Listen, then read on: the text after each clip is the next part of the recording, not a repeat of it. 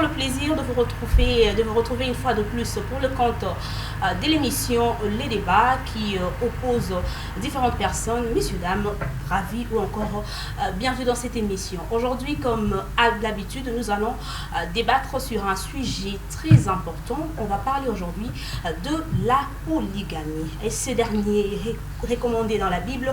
Est-ce ce dernier est parmi les anti-valeurs qu'on doit lutter? On en parle tout à l'heure dans cette émission avec différentes personnes. Donc en premier, nous allons recevoir le pasteur Pierre Casse qui est déjà sur ces plateaux, qui est responsable de l'église primitive. Et de l'autre côté, nous allons voir le pasteur Blanche Kilundu qui est responsable de l'église Moisson de l'Éternel. Pasteur Blanche, soyez le bienvenu. Merci beaucoup, c'est le pasteur Blanchard. Voilà, pasteur Blanchard, mais merci pour merci pour la rectification. Pasteur Pierre Casse de l'église primitive, bonjour. Bonjour. Comment vous allez? Je vais bien. Je l'ai annoncé au début que nous allons parler de la polygamie. La polygamie, vous avez déjà entendu parler du mariage polygamique, qui est une institution. Le mariage étant une institution, mais on se pose tant de questions. Est-ce ce dernier est recommandé par Jésus-Christ, qui est notre idéal? Tant de questions, on se pose. Alors, je suis sûre que nous allons trouver différentes réponses au travers de cette émission. Voilà, je reviens à vous, pasteur pasteur Blanchard. On parle aujourd'hui de la polygamie. Selon vous, étant donné que vous êtes un homme de Dieu, si on revenait encore, on jetait un œil dans la Bible, sur plutôt la Bible, alors, quel est le mariage qui est recommandé par Jésus-Christ? Merci beaucoup, madame. Jésus-Christ, c'est le père du christianisme. Si on nous appelle chrétiens, c'est par lui. Le principe de base pour la famille, parce qu'il s'agit de la famille, parce que le mariage n'est que le début ou la procédure qu'il faut pour qu'on parle d'une famille, d'une bonne famille. Le principe de base, c'est la monogamie. C'est ce principe-là qu'il évoque dans le livre de Matthieu, chapitre 19, le verset 5, en citant même le livre de Genèse, chapitre 2, le verset 24, il dit « C'est pourquoi l'homme quittera son père et sa mère, s'attachera à sa femme. » C'est Jésus qui répète les paroles de Genèse, à sa femme. Et les deux deviendront une seule chair. Et les apôtres ont bien saisi l'idée du maître. Quand il parlait, ils deviendront une seule chair. Et l'apôtre Paul, il dit dans Ephésiens 5, il dit que l'homme considère la femme comme sa propre chair. Et si on le considère la femme comme sa propre chair, on ne peut pas faire du mal à sa propre chair. Okay. C'est-à-dire que si aujourd'hui, on parle de la polygamie, qui est un sentiment égoïste des hommes, les hommes permettraient-ils que leur femme soit polyandre? La polygamie n'a rien à voir avec la Bible. Bon, lorsqu'on parle de la Bible, c'est un livre qui regorge beaucoup d'autres livres. Dans la Bible, la polygamie, ce n'est pas un mot qui est écrit. Mais il y a eu des faits qu'on qualifie de la polygamie. Dans la Bible, on trouve des couples polygames. On trouve des gens polygames dans la Bible qui avaient deux femmes, la bigamie, qui en avait plusieurs.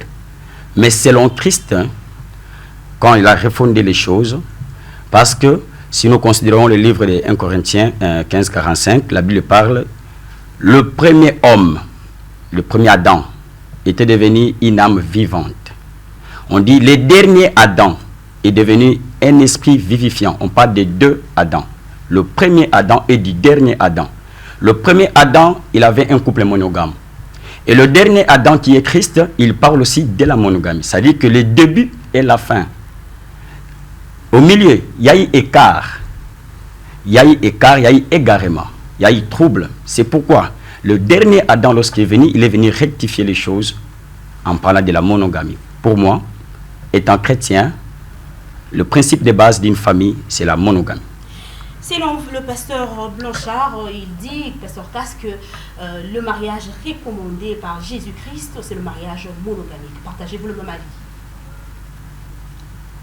On ne peut pas partager le même avis avec une pensée dénominationnelle, une pensée de la théologie. À la question posée, Il n'a pas répondu. Il dit le principe de base. Il a répondu, il a dit que c'est le mariage monogamique. Non. Quand il dit le principe de base, il ne répond pas, il dit le principe de base. Donc après la base, on peut maintenant devenir polygamie. Ce sont des astuces des théologiens. Vous m'avez dit que j'allais discuter avec quelqu'un de l'Église. Mais justement, je vous avais dit l'autre fois, il cherche à avoir un débat avec vous, mais plus. Mais il fallait commencer par dire qu'il a fui, ça c'est la deuxième fois. Pasteur Casse peut répondre à la question. Donc, le mariage recommandé par les Saintes Écritures, c'est la polygamie. C'est ça la valeur divine établie contre le péché. Je vous donne 2 ou 3 exemples. Dans Nombre 31, pour l'Église de cette époque avec le prophète Moïse, le souverain sacrificateur Éléazar, Israël revient avec 32 000 vierges. Et le Seigneur dit à Israël, faites le partage. Donnez 16 000 aux Lévites, aux serviteurs, qui se partagent. 16 000 vierges aux combattants. Ça, c'est pour eux. Et puis, 32, lorsque vous aurez retenu sur la part des combattants, 32 seront réservés à moi.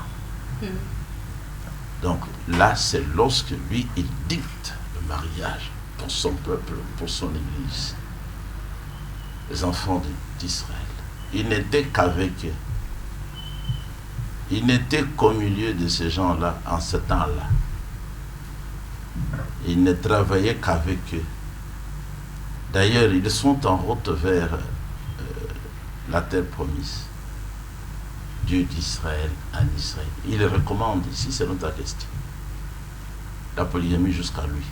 Mais apparemment, vous martelez plus le verset qui se trouve dans l'Ancien Testament. Je vous réponds. Alors que nous sommes déjà à l'époque du Nouveau Testament. Oui, je vous réponds. Mais entre-temps, je renvoie les coups à eux. Parce que ce sont eux qui vous ont menti qu'il faut séparer. Ce sont eux les théologiens. Il est avec théologien. Le col retourné. Vous dites, vous ne parlez que de cette période appelée l'Ancien Testament. Alors dites-moi que lui dise, d'après ce qu'il a appris en théologie, Jésus-Christ qu'il a vanté ici, qui est l'initiateur du christianisme, il a prêché avec quoi? Qu'il réponde. Voilà, merci Je n'ai beaucoup, pas fini. professeur Pierre Casse. Je n'ai pas fini. Alors, chutez rapidement. Pourquoi chuter? Chutez rapidement parce qu'on va passer. Je réponds à la question. Rapidement. Oui. Jésus-Christ, Yeshua HaMashiach, parce qu'il n'était même pas Jésus-Christ. Il n'a enseigné qu'avec l'Ancien Testament, y compris la Genèse. Parce que Matthieu n'avait même pas encore commencé à écrire. Marc, jusqu'à Jean, il n'avait pas encore commencé à écrire. C'était encore des élèves de Jésus-Christ. Donc, selon vous, pour revenir à ma question, le mariage selon Christ, c'est aussi le mariage polygamique? Non, je ne dis pas aussi. Seulement le mariage polygamique. Le mariage établi par Jésus-Christ. Vous êtes dans Matthieu 25. Lui-même, il dit, le royaume de Dieu, c'est la polygamie. Matthieu 25. 10 vierges. Matthieu chapitre 25, comme vous voulez le Nouveau Testament. Christ enseigne le royaume de Dieu, donc l'Église. C'est la polygamie. 10 vierges étaient sorties pour se marier avec un époux. Et Paul dit dans 2 Corinthiens 11, versets 2 et 3, tous, je vous ai fiancés. Vous êtes des fiancés, mais fiancés à un seul époux. Merci beaucoup, donc Christ lui-même, il est polygame. La Bible a été établi dans la polygamie. Selon le prophète Branham, vous êtes menteur lorsque vous prenez... Le pasteur Branham, j'ai toujours l'habitude de dire que ce n'est pas un idéal pour le chrétien. Vous prenez... Attends, vous emportez pour rien. C'est le prophète qui dit. Ça ne changera rien. Qui n'est pas un idéal pour le chrétien. Il n'est pas, le prophète Branham n'est pas un idéal pour le chrétien. Non, il est modèle. Pourquoi vous dites qu'il n'est pas idéal? Quelle est la place de... Cela dit, à chaque fois, son nom revient, le nom revient à la place du pasteur Branham, plutôt du prophète Branham. Il fallait plutôt parler de Jésus. Même Jésus, vous ne le croyez pas. Je viens de vous parler de Jésus qui prêche la polygamie. Alors, restez avec ça. Voilà, merci beaucoup, pasteur K, ça valait un peu la salive.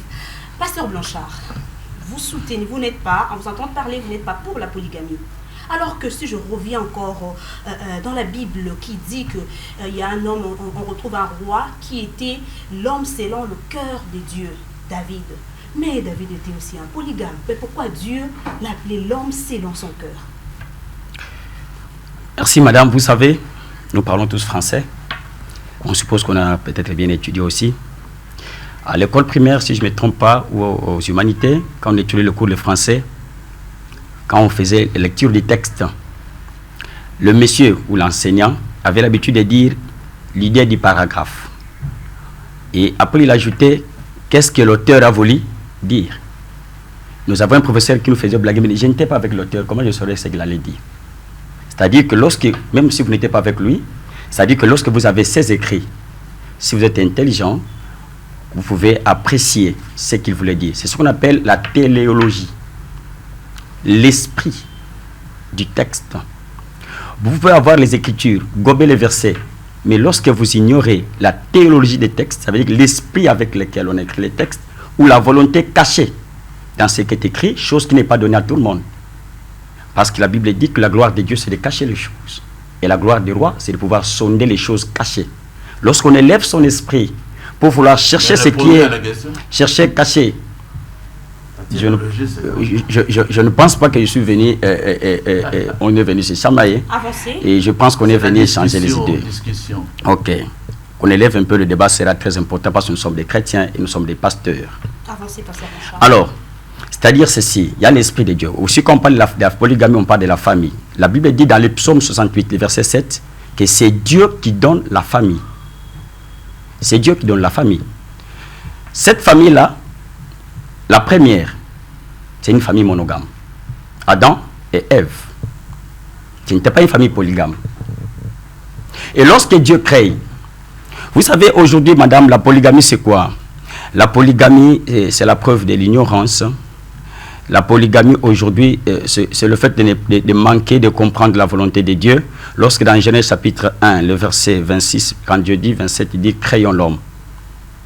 Dieu n'est pas un Dieu des hommes, il est un Dieu qui a créé l'homme. Ça veut dire que dans l'homme, il y a aussi la femme. À voir les choses, c'est comme si Dieu avait seulement favorisé les hommes, Mibali, en Lingala. Or, on parle de l'homme, Moutou, en opposition des animaux et des arbres. L'homme. Cet homme-là n'était ni homme ni femme. C'était l'homme créé dans l'esprit de Dieu. Parce que lorsqu'on parle de la création, il n'était pas encore formé. Il n'avait pas encore la forme. La différence entre l'homme et la femme, ce n'est pas une différence au niveau d'abord de l'esprit, c'est au niveau seulement de la matière.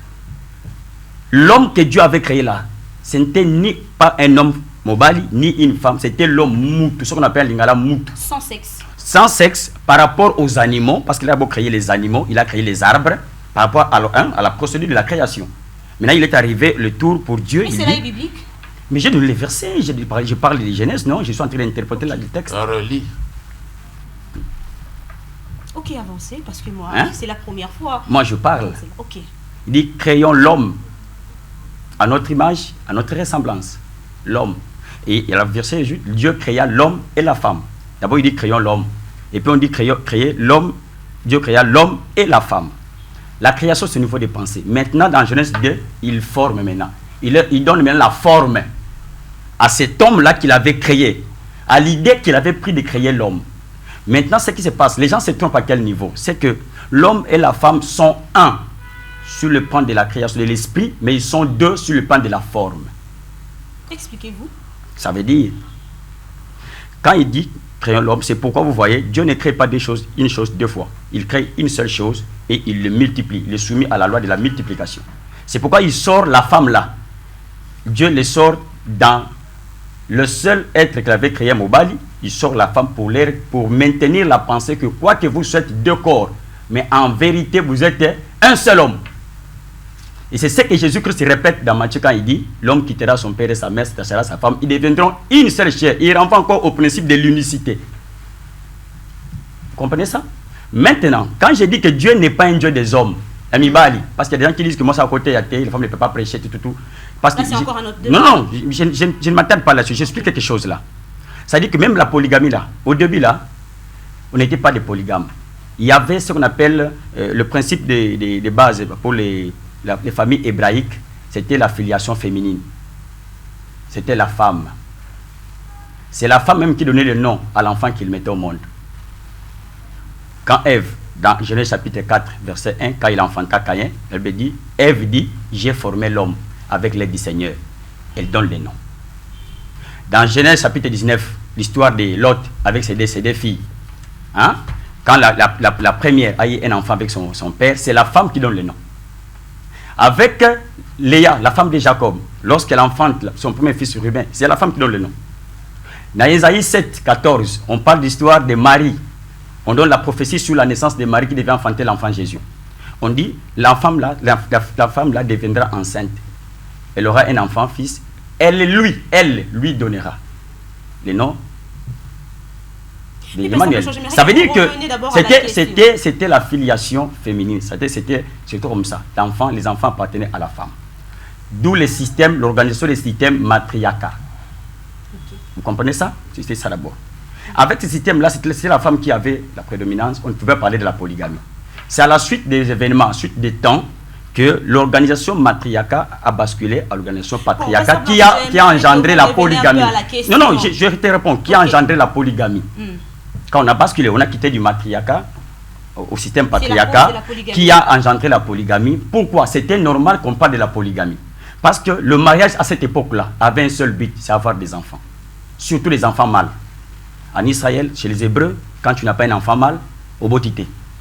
Alors, puisque j'ai une femme, je ne sais même pas si la femme là va enfanter. D'où je dois avoir la seconde. Pas je cherche quoi? Les enfants. C'était ça la raison? Oui, qui a causé la polygamie. Même tous les polygames. Même les pasteurs en face, les polygames. Oui, c'est sa raison. Okay. Je t'ai dit, c'était deux choses. Avoir des enfants. Première chose. Deuxième chose, honorer les ancêtres. Écoutez-moi, laissez-moi. On vous arrête, arrêtez-vous. Non, vous ne pouvez pas arrêter. On vous arrête ici. S'il vous plaît, pasteur Cass. On vous arrête, vous n'êtes pas arrêté. S'il vous plaît, la vérité vous blesse? Ça vous vaccine? Pasteur Blanche, moi j'aimerais, pasteur Cass, s'il vous plaît, moi j'aimerais quand vous argumentez vos opinions, mais que cela se réfère aussi à la Bible. Madame, quand je dis Genèse 19, je ne parle pas de la Bible. Genèse 19, on doit lire Genèse 19. Madame, je ne débat pas avec vous, je donne les versets quand je parle, je ne parle pas en l'air. Je donne bien les passages de la Bible. Lorsque je parle de Léa qui a donné le nom, je donne les versets. Lorsque je dis aussi que c'est ça les principes, parce que tout n'est pas écrit dans la Bible, on retient les principes. Les grands hommes parlent des principes, ils ne parlent pas des versets, ils ne parlent pas des articles, ils parlent des principes. Lorsque vous comprenez les principes, ce qui suit là, vous pouvez le comprendre. Vous comprenez? Juste dire que la polygamie était occasionnée par... On a basculé du système matriarcat au système patriarcat qui a occasionné la polygamie. L'homme a maintenant pris le contrôle, puisqu'il avait besoin d'avoir beaucoup d'enfants. Pourquoi beaucoup d'enfants? Parce qu'on devait honorer les ancêtres. La famille ne pouvait pas s'éteindre. Le nom de la famille ne pouvait pas s'éteindre. Et lorsqu'il a une femme, parce qu'il veut avoir beaucoup d'enfants, il doit en avoir deux. Et ça tombait que le genre de la polygamie qui était avant, c'était la bigamie, avoir deux femmes. Okay. Au cas où la première ne met pas au monde, la deuxième vous donne des enfants. Okay. Et pour honorer les ancêtres. Donc si je vous comprends mieux, c'est que la première femme de David était stérile en quelque sorte. Ce qui a poussé David encore à chercher d'autres femmes. Je ne me mène pas dans les détails, je te donne les principes. C'est-à-dire que ce qui occasionne la polygamie, c'était la recherche des enfants. Le mariage, c'était pour les enfants. C'est pourquoi même aujourd'hui, il y a certaines personnes, certaines tribus, certaines cultures, si vous lui posez la question pourquoi tu t'es marié, c'est dit, je pour avoir des enfants. Voilà. Merci beaucoup, pasteur Blanche. Je reviens à vous, pasteur Cass. Je vois que ça fait vraiment débat. Pasteur Cass, vous soutenez la polygamie apparemment. Mais quand je reviens encore sur une phrase ou encore c'est un texte biblique qui parle de Saoul qui était aussi polygame. Mais je vois un peu la fin de cet homme. La Bible dit à la fin, toutes ces femmes les détournèrent du chemin de l'Éternel. Ne voyez-vous pas qu'en employant la polygamie, cette dernière a de conséquences néfastes? Vous vouliez parler du roi Shlomo et non de Saoul. Je parle du roi Salomon, allais-je dire. Donc, ce n'est pas la polygamie qui a détourné le cœur du roi Shlomo, mais les femmes étrangères. Le femme. Non.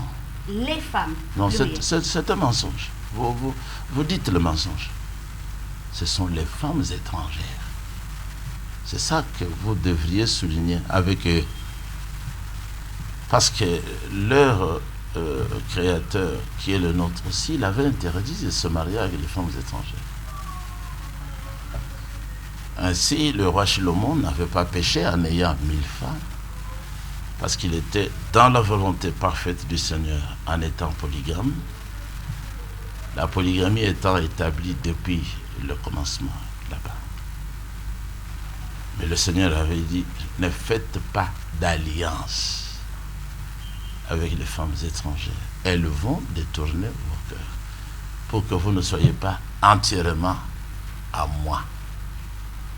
Shlomo, entraîné par l'amour, il a eu quelques-unes des femmes étrangères,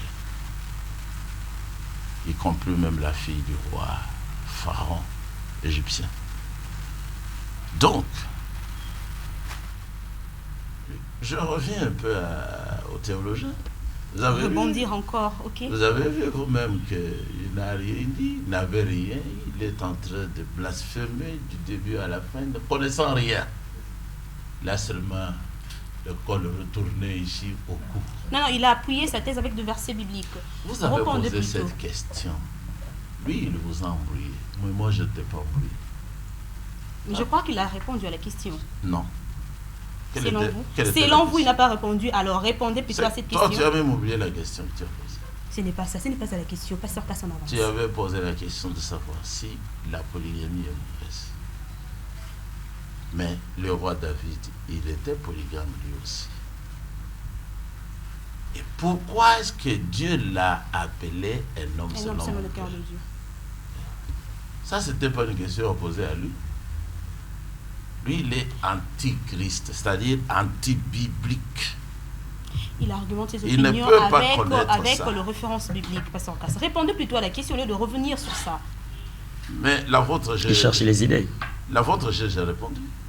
Je vous ai dit, et vous êtes trompé dans Pasteur Blanchard a dit que si David était un polygame, c'est parce que peut-être sa femme ou sa première femme était stérile. Non. Il ressort de mariage, il dit encore du système matriarcat.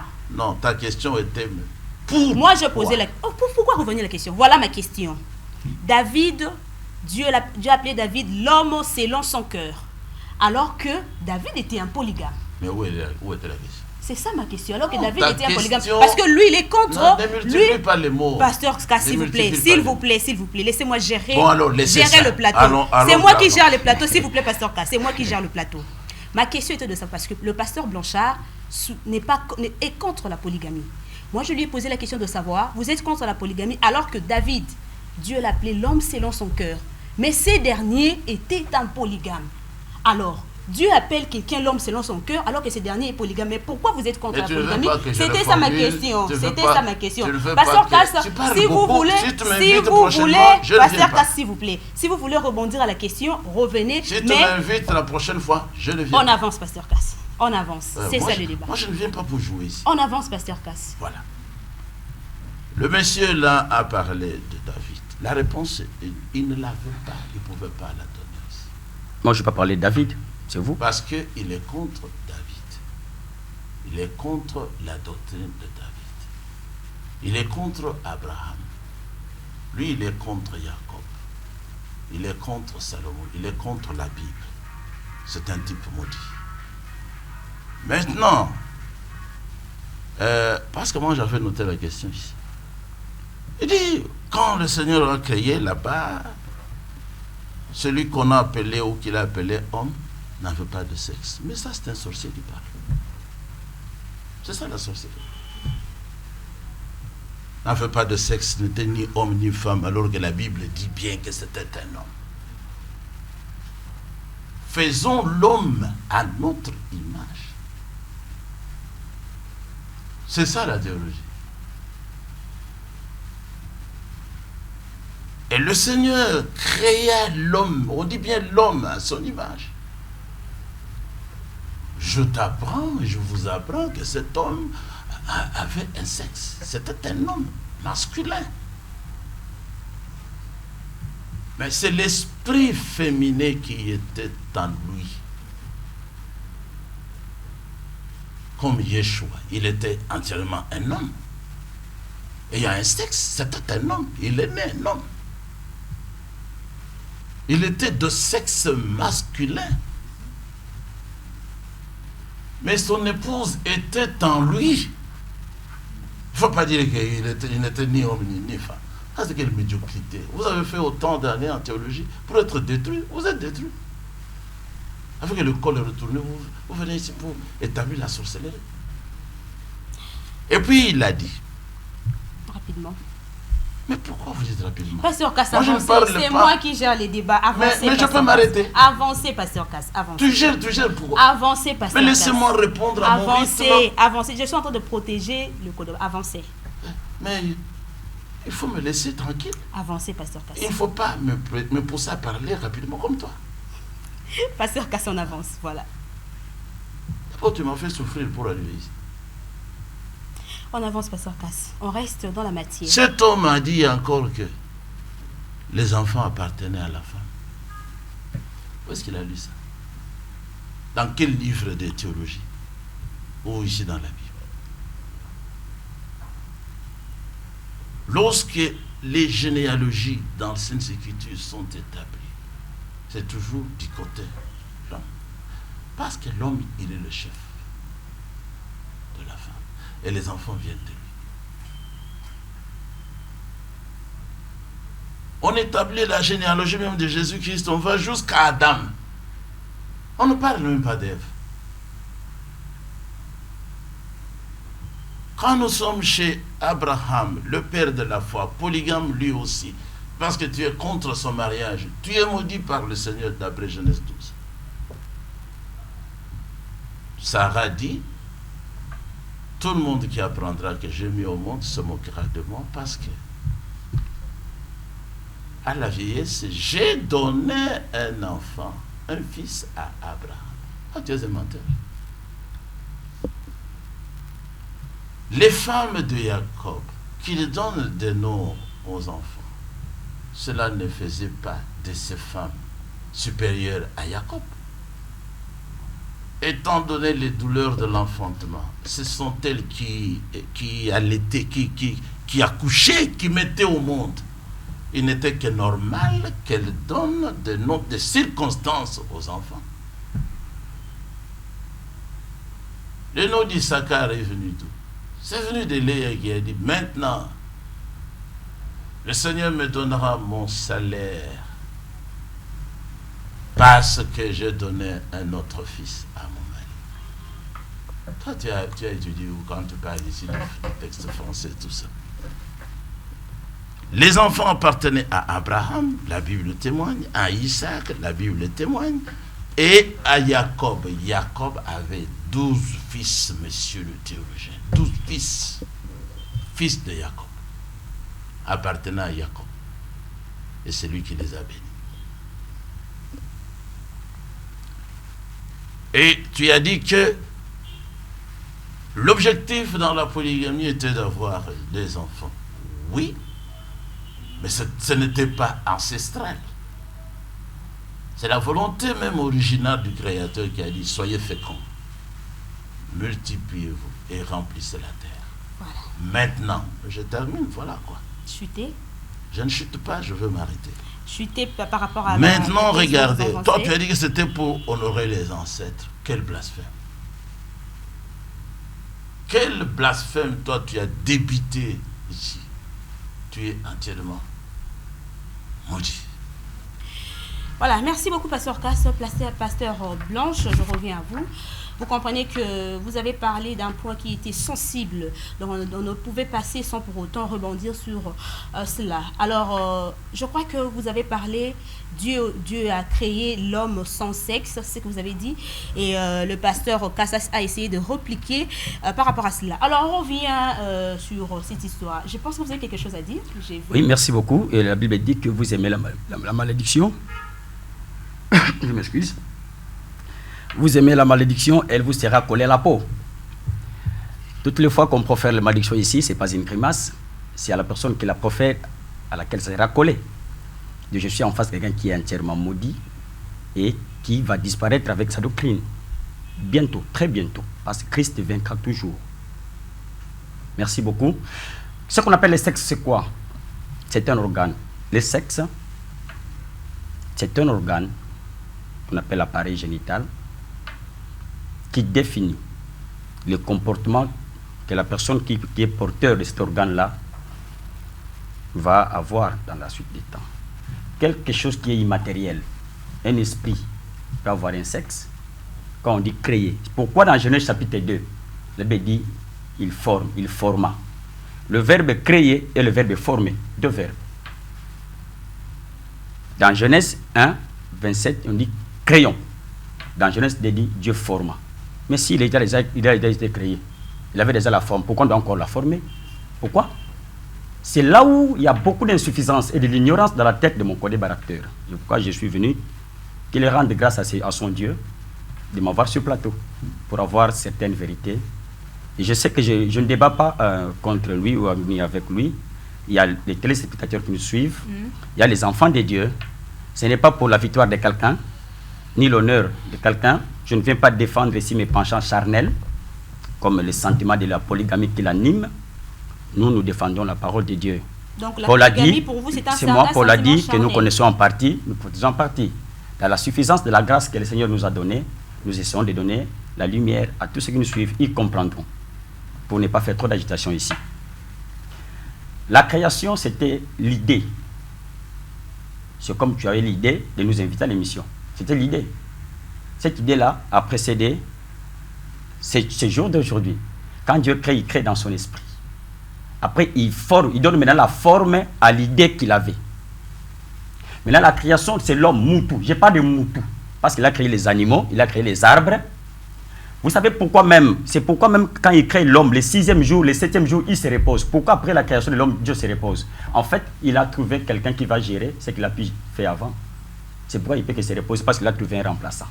Maintenant, dans son esprit, de ces seuls hommes-là, devait maintenant sortir deux êtres, deux personnes, qui seraient l'homme et la femme. C'est pourquoi lorsqu'il forme maintenant la forme, il forme un être qui était maintenant un mari avec un sexe. Dans la formation, il forme un être qui avait un sexe. Et de cet être-là qui avait un sexe, maintenant, il tire la femme qui était cachée lorsqu'il les a créés. L'homme et la femme ont été créés le même jour, mais n'ont pas été formés le même jour. Alors, par le principe, le premier couple était polygame. Non, il était monogame, pardon. Donc, il vient de faire allusion ici, fécond. Cette fécondité ne pouvait pas devenir de plusieurs femmes ou de plusieurs hommes, non. Je me pose la question, si une des femmes du pasteur polygame amène aujourd'hui se marie aussi à 4 hommes, quelle sera sa réaction? C'est là où je disais que Dieu n'est pas le Dieu de l'égalité. Il n'est pas un Dieu des hommes qui a privilégié les hommes et maltraité les femmes. Non. Dieu, c'est le Dieu de ces deux-là. Autant qu'il veut que l'homme respecte, autant il veut aussi la femme respecte. La fidélité, madame, écoutez, la fidélité, ce n'est pas l'affaire seulement de la femme.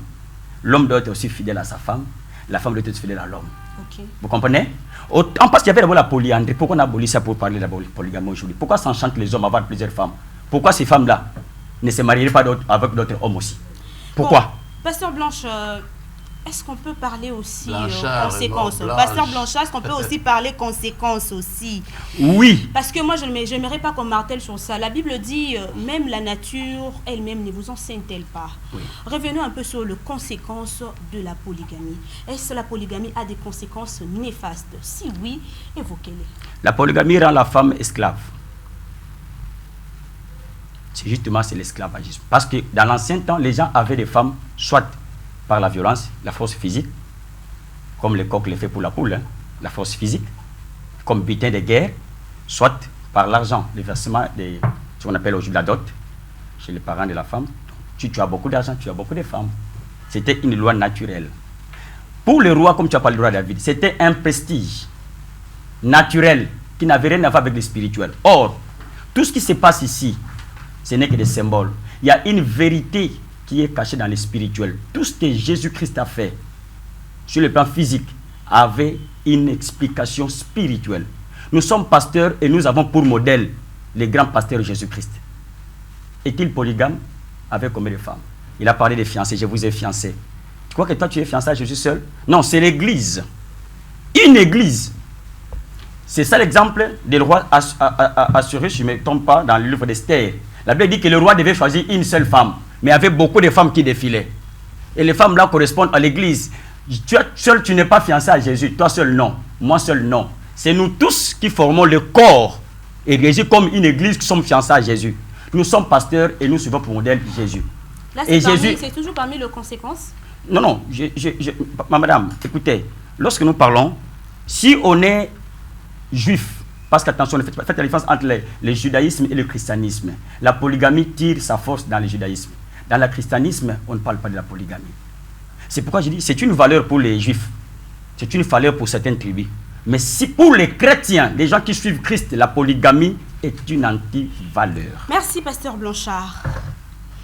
Pasteur Cass, oui. Le pasteur Blanchard a dit que la polygamie n'est pas dans le christianisme. Donc ça n'a rien à voir avec le christianisme. C'est une anti-valeur. Oui, la polygamie. C'est pourquoi il cite beaucoup de versets de l'Ancien Testament, parce que le judaïsme, c'est la juif. La polygamie n'a rien à voir avec les religieux, justement. Ce sont des religieux. Il n'y a de rapport entre eux et la Bible. Il n'y en a pas. Il n'y a pas de... Vous avez laissé qu'elle me fasse fermer la bouche? Tu dois la garder fermée quand l'autre parle. Bon, c'est un problème d'éducation, je comprends. Ouais. C'est un problème d'éducation. Vous devez être bien éduqué. C'est vous qui ne l'êtes pas, je pense. Alors, vous dites, Dieu créa De ses pitiés. l'homme. C'est-à-dire que cet homme créé... Donnez vos idées. Pourquoi vous m'appuyez à ce que moi je dis? Dites ce que vous êtes venu dire pour défendre votre fameuse doctrine. Tu as dit ici que tu connaissais parler français. Et je ne t'appuie pas, je te contredis. Parlez de ce que vous avez prévu. Pourquoi vous accrochez à ce que moi j'ai dit? Mais vous n'avez rien apporté apparemment. On m'avait invité par la sœur ici. Alors dites ce que vous avez défendu votre doctrine. Moi je défends la mienne, c'est fini. Combattre les faux prophètes. Et toi tu es un faux. Donc il est faux prophète. Entièrement faux. C'est vous qui serez dedans en silence. Très bientôt. Très bientôt. On ne parlera plus de vous. On avance, pasteur Cass. On avance. Alors il a dit, Dieu créa, c'est-à-dire cet homme-là était sans corps, c'est un esprit. C'est ça qu'il pense. Lui, il ne sait pas que Dieu, tout en étant esprit, il est dans un corps spirituel. Et il ne connaît pas. Paul a dit qu'il y a des corps célestes, il y a aussi des corps terrestres. Les anges sont des esprits, mais les anges sont des hommes. Gabriel, Raphaël sont des hommes. Myriam a vu un homme qu'il a salué. Même si vous continuez à la saluer aujourd'hui sans la connaître, c'était des hommes. Ils étaient dans des corps. Raphaël, c'est où vous le trouvez dans la Bible? Et le Seigneur a dit aussi, faisons l'homme toujours là. Faisons l'homme à notre image. Donc déjà, le Seigneur lui-même, en créant, avant d'avoir l'homme, il était dans un corps. Donc il avait une forme. Et l'homme devait, ainsi créé, avoir la forme divine que le Seigneur avait lorsqu'il créait. Je dis aussi, le Seigneur, pour appuyer qu'il a un corps, il a dit, ma droite a créé toutes ces choses, a fait toutes ces choses, a étendu les cieux, ainsi de suite. Le Seigneur a dit aussi à Moïse, mets-toi dans un creux, je passerai, tu me verras des dos. Donc le Seigneur a même un dos. Tu ne peux pas voir ma face parce que personne ne peut voir ma face et vivre. Vous êtes dans Exode 24, Moïse et les anciens, appelés par le Créateur Elohim, ils sont montés sur la montagne. Le texte dit, ils virent le Dieu d'Israël. Ils ont vu ses pieds. La Bible, dans ce chapitre, décrit même comment étaient les pieds du Seigneur Dieu, El-Roi Israël. Il était dans un corps. Donc, une autre thèse théologique que je déboulonne maintenant, je te dis que le Seigneur Elohim, lui, il est d'abord pour les hommes. Ensuite, les femmes. Voilà, Pasteur Cass, est-ce qu'on peut parler À la conséquences? création, il a commencé par faire l'homme. Et la femme est venue ensuite. Et quand elle est venue, elle a apporté des problèmes. Dans 1 Corinthiens 11, Paul dit, premièrement c'est Elohim, ensuite c'est Christ. Christ, l'homme, la femme. Il n'y a pas égalité de droit, et voilà pourquoi il est interdit à la femme de prêcher, à cause de sa position et de sa faiblesse. Interdit à la femme de prêcher. Là, c'est encore un autre débat. On avance, Pasteur Cass, rapidement, et parler aussi de conséquences. Moi, je voulais savoir de conséquences néfastes de la polygamie. Il n'y en a pas. Sans conséquences néfastes. Il n'y en a pas. Je disais que la domination de l'homme à la femme vient de la Genèse même. Genèse 3, verset 16. Jusque dans l'Église, Ephésiens 5, depuis le verset 22. L'homme dominera sur la femme. Jusqu'aujourd'hui. Vous pouvez prôner les histoires politiques. La Bible dit, même dans Ephésiens, les femmes doivent être soumises à leur mari singulier. En toutes choses, comme l'Église qui n'est pas un seul membre, messieurs. L'Église est composée de plusieurs membres et tous ces membres ne forment qu'un seul corps.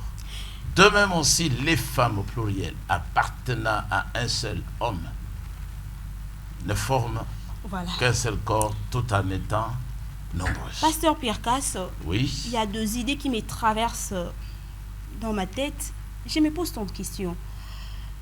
D'abord, est-ce que dans votre église, tous vos membres de l'église sont de polygames? C'est une question que je me pose. Non, tous y croient à la polygamie. Mais et puis, allez-y un peu voir l'avenir de la République, si tout le peuple était, ou si tout le peuple serait polygame. Nous serions très bien. Nous serions aussi comme la Chine, sans le virus là, qui vient d'arriver, qui va tuer beaucoup de gens. Nous serions nombreux avec la main d'œuvre. C'est l'égoïsme qui fait appauvrir les pays. Allez en Europe, vous verrez. Il n'y a que les vieux.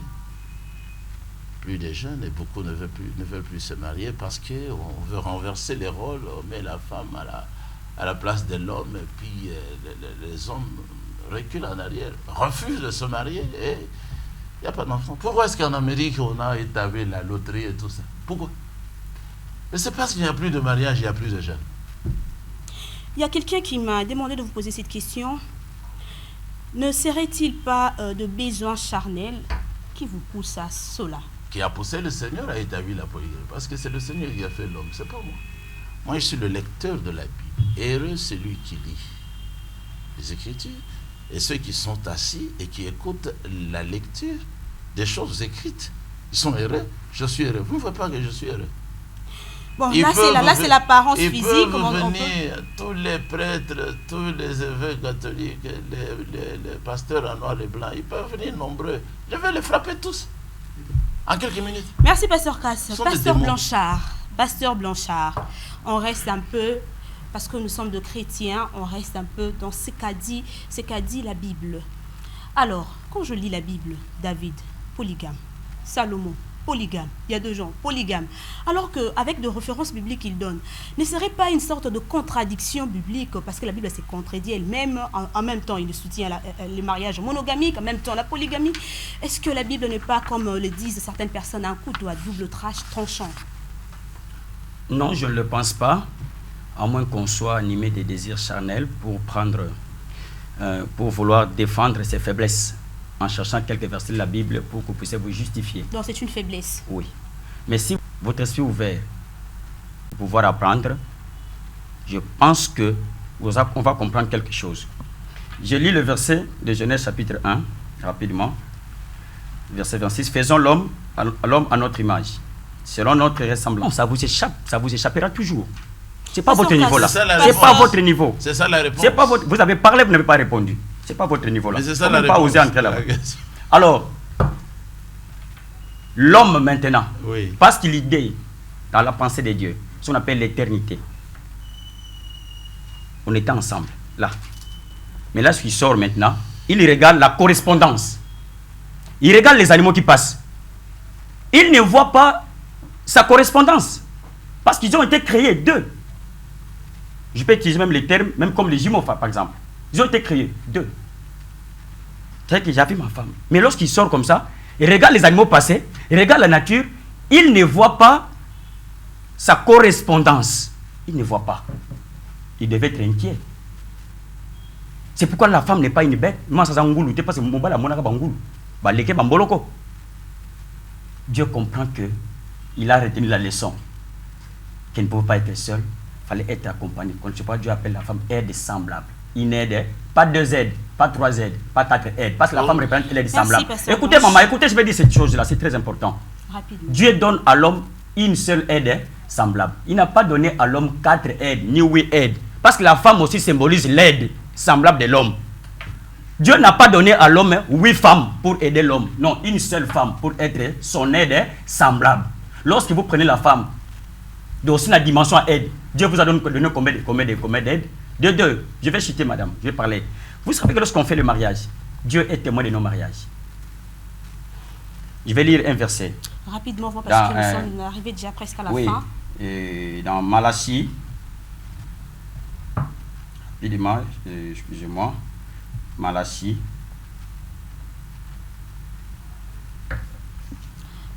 rapidement, parce qu'on avance déjà sûrement vers la fin. 2,14. Malak. Je commence par les verset 13. Voici encore ce que vous faites. Vous couvrez les larmes l'autel de l'Éternel de pleurs et de gémissements, en sorte qu'il n'a plus égard à vos offrandes et il ne peut rien agréer de vos mains, comme demain cet homme. Dieu n'agrée plus rien. Rien. Et vous dites, pourquoi? Parce que l'Éternel a été témoin entre toi et la femme de ta jeunesse, à laquelle tu es infidèle. La polygamie, c'est le genre notoire de l'infidélité de l'homme, dont Dieu ne peut pas cautionner. Bien qu'elle soit ta compagne et la femme de ton alliance. Voilà, merci pasteur Blanchard. Je pense que nous allons déjà lentement et sûrement vers la fin de cette émission. La polygamie est une valeur à conserver selon le pasteur Pierre Casse. Cette dernière est un anti-valeur à combattre selon le pasteur Blanchard Kilundu. Nous sommes vraiment à la fin de l'émission. Je pense que vous avez écrit quelques points. Alors rapidement, avant déjà de clôturer. Oui, le chapitre 2e de Malachie, qu'il a considéré ainsi que tous les autres qui sont comme lui, il n'en a pas la compréhension du contexte. Un enfant d'Israël ne peut pas parler contre la polygamie parce que son père est polygame, lui-même il est peut-être polygame aussi. C'est le judaïsme, c'est pas le christianisme. Maintenant, mais est-ce que tu comprends ce que je dis? Oui. Est-ce que tu comprends ce que je dis? Je suis en train de dire aussi aux gens qui vous suivent là, c'est là le judaïsme, qui n'a rien à voir avec le christianisme. Mais le texte de Malachie 2 parle du divorce. Il n'a pas lu le verset qui suivait, qui est la conclusion. Tu as pas de texte ici en français. Le Seigneur dit, car je hais la répudiation, sans cause. Donc s'il n'y a pas de raison, l'homme ne peut pas renvoyer sa femme. Parce qu'il n'a qu'une seule femme. Alors, on parle là, et Adam et Abraham avaient combien? Adam avait une seule femme. Mais là, on parle d'Abraham. Abraham est venu après. C'est là où il y a des écarts, comme vous êtes égaré. Non, je dis que Vous là... êtes égaré, vraiment inégaré. Non. Au commencement, une femme, un couple monogame. Non, je dis ceci, théologien. Là, dans le chapitre 2e, on parle d'Abraham. Parce que la question est posée. Mais qu'a fait notre père là? Oui, parce qu'Abraham aussi, c'est sa femme qui l'avait poussé par les sentiments du corps, parce qu'il ne croyait pas à Dieu. Que c'est Dieu qui donne les enfants. Quand tu parles rapidement. Il fallait chercher Dieu, il fallait être patient. C'est l'impatience justement qui vous fait ça. Quand tu parles rapidement, même dans l'auditoire, tu serais un mauvais professeur. On dira notre professeur, peut-être qu'il a les nerfs qui le dérangent. Tout comme dans Matthieu 19, c'est le même texte. Dans Matthieu 19, on ne parle pas de la polygamie, mais du divorce. Est-il permis à un homme de renvoyer sa femme, de divorcer avec sa femme, pour un motif? Parce qu'il n'en a qu'une seule femme. Non, quand on dit sa femme, ça ne veut pas dire... Dieu ne peut pas détruire la famille qu'il a faite lui-même par une femme. C'est ça justement, c'est ça le principe. Quand on dit renvoyer sa femme, ça ne veut pas dire qu'il n'a qu'une femme. Parce que dans la polygamie, il y a aussi sa femme. Je te donne cela. Non, c'est femme. Non, je te donne cela en même temps, je réponds, Dieu n'a jamais donné plusieurs femmes à quelqu'un. 2 Samuel 12, le verset 8, le Seigneur dit à David, j'ai mis dans tes bras, les bras ici, les femmes au pluriel de ton maître. Je t'ai donné les peuples d'Israël, au pluriel aussi, et de Yehuda. Si ce n'était pas assez, non, ici c'est écrit, si ce n'est pas assez, je peux encore te donner 2 fois plus. Toi, tu es contre le Seigneur. Tu es bel et bien sous la malédiction divine. Maintenant, regardez le verset qui suit. Pasteur, parce que vous avez le mandat de C'est maudire. ici. Oui, oui. Il vient de la malédiction lui-même. C'est écrit dans la Bible. C'est de l'abondance du cœur que la bouche parle. C'est ce écrit. qui sort là, c'est qu'il est. C'est écrit dans la Bible. C'est dans l'impureté, c'est dans l'égarement. Donc on peut maudire tout le monde comme ça. Mais ce qui est en lui, il ne peut que donner ce qu'il a. Mais il n'a que la malédiction. Laissez-moi lui répondre. C'est ce qu'il a. Avancez, pasteur. Avancez, pasteur. Si tout le monde est à maudire, c'est-à-dire si tout le monde a rempli les conditions de recevoir la malédiction. Et quelles sont ces conditions pour recevoir la malédiction? Injurier le Seigneur, par exemple, comme lui il le fait. Se moquer de la parole du Seigneur et dire qu'on est prédicateur. Il a rempli bel et bien les conditions d'être maudit. Donc, lui, il n'a aucune raison de me maudire. Même s'il le faisait, ça ne me dérange pas. Parce que je sais qu'il n'a pas de pouvoir. Donc lui, il n'a pas ce pouvoir de maudire. Ici, dans Genèse 12, il est dit d'Abraham, je maudirai quiconque te maudira. Et je bénirai quiconque te bénira. Lui, il se moque d'Abraham, il se moque de David, il se moque de Dieu. Oui, il se moque de ça. Comme le Barouti. Il mérite d'être maudit. Et le Seigneur est fâché contre celui qui ne maudira pas. Maintenant, dans le Nouveau Testament, la malédiction est répétée. Galates 1, verset 6 à 9. Si quelqu'un vient vers vous, même s'il a un col retourné, voilà. Même un ange du ciel, on ne parle pas de s'il vient avec un autre enseignement que celui que vous avez reçu, et quel était l'enseignement que Paul avait donné?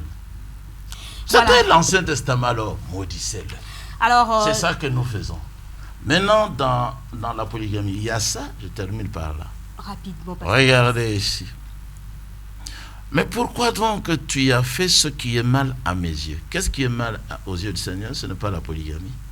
Pourquoi tu as assassiné Uri le Hittite? Ça c'est mal. Oui, tu l'as fait tuer par les Ammonites et tu as pris sa femme pour en faire ta femme. Donc il y a l'adjectif possessif que lui ne connaît pas, parce qu'ils ont enjambé l'école primaire. Il y a l'adjectif possessif ici, dans le mariage polygame. Eh bien, à partir de maintenant, il y aura toujours des morts violentes dans ta famille. En effet, tu t'es moqué de moi en prenant pour femme. Voilà. la femme de Uri le Héthien. Écoute bien ce que je t'annonce. Écoutez-moi bien aussi. Pardon le temps, madame. Rapidement, pasteur. Je vais faire venir le malheur sur toi. Et ce malheur viendra de ta propre étreinte. C'est de n'importe quoi tout ça. Il a peur. Je vais prendre tes femmes au pluriel. Toujours adjectif possessif, pluriel maintenant. Et je vais les donner à quelqu'un d'autre. Verset 24. David va consoler sa femme, Bath-sheba, et passe la nuit avec elle, et elle met au monde un fils, et David l'appelle Shlomo. Merci, pasteur Cass. Le Seigneur l'aime. Il le dit à David. Madame, c'est une distraction, vous savez. Il a appelé Yedidia à cause Cass. de l'amour du Merci, Seigneur. pasteur Cass. Je pense que nous sommes vraiment arrivés à la fin de cette émission. J'avais dit au début que les idées s'opposent, chacun argumente son opinion à sa manière. C'est comme ça l'émission, le débat. Fin de cette émission. Alors, en quelques secondes, pasteur Blanchard. Merci beaucoup. Le pasteur Cass a bien parlé parce qu'il veut défendre, parce qu'il ne veut pas que ses femmes fuient à la maison. Mais nous parlons parce que nous défendons l'intérêt du royaume. C'est 9 femmes. Le nombre, ça m'importe peu. Écoutez mon message. Gamaliel a dit aux gens qui persécutaient les chrétiens à l'époque, il dit si ces gens, ils parlent de la part du Seigneur, ça sera lutter contre Dieu. Mais s'ils parlent de leur propre intérêt, ils vont disparaître. Très bientôt, vous ne verrez plus cet homme et sa doctrine. Merci. Si c'est là, s'il vient de la part du Seigneur, un petit faux prophète. S'il ne vient pas de la part du Seigneur, très bientôt, nous sommes à la télévision. Il a même déformé la parole de Gamaliel. En quelques secondes, pasteur Blanc. Il avait parlé de l'œuvre. En quelques secondes. Donc, ici, c'est clairement écrit dans Deutéronome 27, verset 26. Les Juifs. Maudit c'est soit, un Juif, celui-ci. Il n'est pas un chrétien. Maudit soit celui qui un chrétien différent d'un Juif. Qui ne mettra pas en pratique les lois que je viens de vous dicter. Eh bien, ce camarade au col retourné, il est bel et bien maudit. Lui, il fait le travail des Belges ici et des Allemands pour éradiquer la polygamie. Mais est-ce qu'ils ont réussi? Voilà. Mobutu avait 2 femmes à la maison. Merci, pasteur Cass. Fin de cette émission, le débat. Et je compte vous revoir très prochainement pour aborder encore un autre sujet concernant cette émission, le débat. Alors d'ici là, portez-vous bien et bonne suite au programme sur ASCO Media. Au revoir.